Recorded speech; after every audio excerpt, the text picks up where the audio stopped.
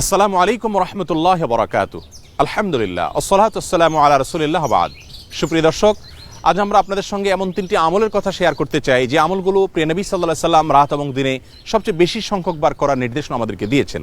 আর সেই তিনটি আমলের একটি হলো আয়াতুল কুরসি, আরেকটি হলো কোরআনে কারিমের শেষ তিনটি সূরা তথা সূরা ইখলাস, সূরা ফালাক, সূরা নাস, আরেকটি হলো সুবহানাল্লাহ, আলহামদুলিল্লাহ এবং আল্লাহু আকবার। আয়াতুল কুরসি সম্পর্কে নবী আলাইহিস সালাম বলেছেন, যদি কেউ ৫ ওয়াক্ত নামাজের পরে আয়াতুল কুরসি পাঠ করে তাহলে ওই ব্যক্তির জান্নাতে প্রবেশের ক্ষেত্রে একমাত্র বাধা থাকে মৃত্যু, অর্থাৎ মৃত্যুর সঙ্গে সঙ্গে সে জান্নাতে প্রবেশ করবে। আর আয়াতুল কুরসি সকাল এবং সন্ধ্যায় যদি কেউ একবার পাঠ করে তাহলে ওই ব্যক্তিকে আল্লাহ রাব্বুল আলামিন সারাদিন এবং সারা রাতের জন্য আল্লাহর হেফাজতে, আল্লাহর নিরাপত্তা নিয়ে যান। আয়াতুল কুরসি যদি কেউ রাতে পাঠ করে শোয়ার আগে আল্লাহ তাআলা তাকে শয়তান থেকে, চোর থেকে হেফাজতে রাখেন।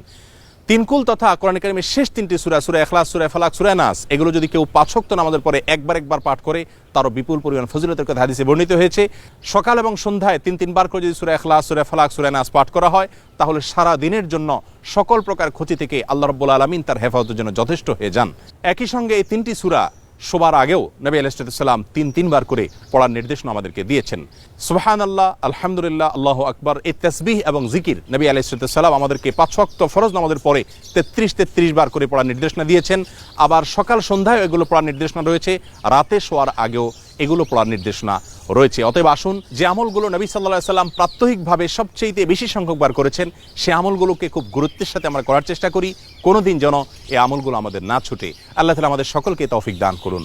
আসসালামু আলাইকুম রহমতুল্লাহ বরাকাতুহু।